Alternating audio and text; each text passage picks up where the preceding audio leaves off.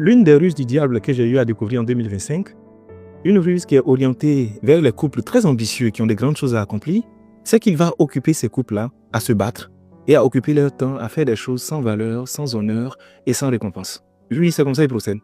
Comme il sait que si vous vous mettez ensemble et vous réfléchissez, vous travaillez ensemble, vous allez accomplir de grandes choses. Et comme il ne veut pas que vous puissiez accomplir ces choses-là, ce qu'il va faire, c'est qu'il va utiliser vos égos. Il va manipuler vos caractères, vos émotions.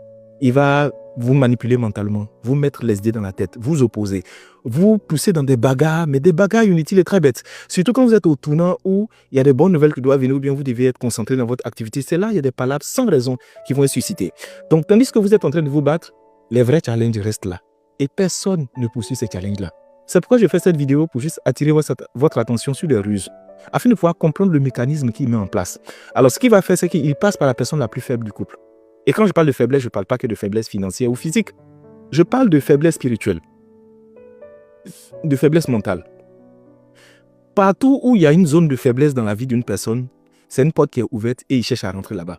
Une fois qu'il rentre par ce canal-là, il réussit à créer le malaise. Le malaise, une fois créé, il prend chacun maintenant de côté.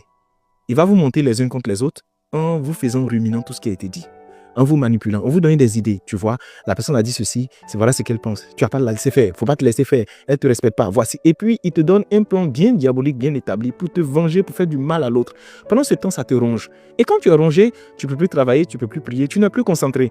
Tu es plutôt orienté sur la vengeance. Et le temps de vous rendre compte, quand vous asseyez, vous dites, mais ça part de quoi? Qu'est-ce qui s'est passé au départ? C'est un faux truc.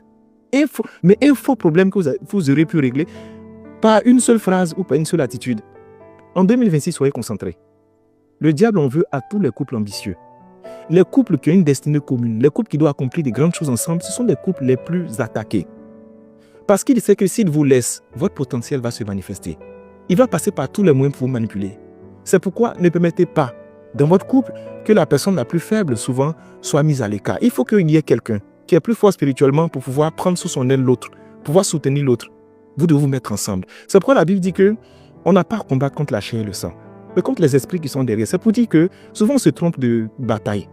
On voit la chair et le sang en face de nous, qui est notre femme ou qui est notre mari, qui dit des choses, qui fait des choses. Et c'est des choses qui nous énervent, donc on commence à combattre la personne. Mais on n'a pas le temps de voir derrière souvent les manipulations, les attaques qui se trouvent derrière. Il y a une forme de sorcellerie qui est un esprit humain qui manipule les personnes pour les pousser au divorce et à la séparation. Parce que souvent ils savent que si tu restes avec cette personne-là, d'abord tu es intouchable parce que l'esprit, l'aura et la présence spirituelle de cette personne te protègent, donc ils feront tout pour vous séparer. Mais en plus de ça, ils se rendent compte que quand vous êtes ensemble, vous êtes plus fort, vous allez accomplir de grandes choses. Donc il peut parfois passer par des rêves que vous faites, que vous ne comprenez pas. Vous faites des rêves où l'autre est en train de tromper l'autre, souvent c'est des esprits des eaux aussi, vous êtes en train de tromper l'autre, mais il y a des querelles, il y a des disputes qui éclatent, mais de n'importe où, et ça vous stresse. Apprenez à détecter les ruses du diable. Et une fois que vous avez détecté, dites-lui de façon verbale. En fait, on t'a reconnu, tu ne nous auras pas cette fois-ci.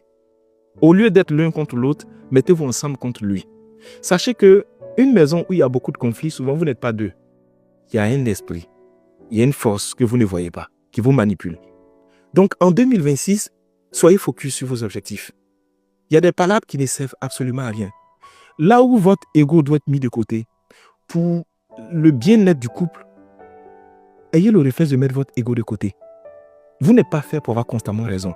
Vous êtes souvent juste fait pour vous entendre, pour évoluer ensemble. Et vous savez, si vous ne développez pas en vous les fruits de l'esprit, tels que la patience, la tempérance, l'empathie, l'acceptation de l'autre, ça sera très difficile pour vous d'avoir un couple qui est en paix.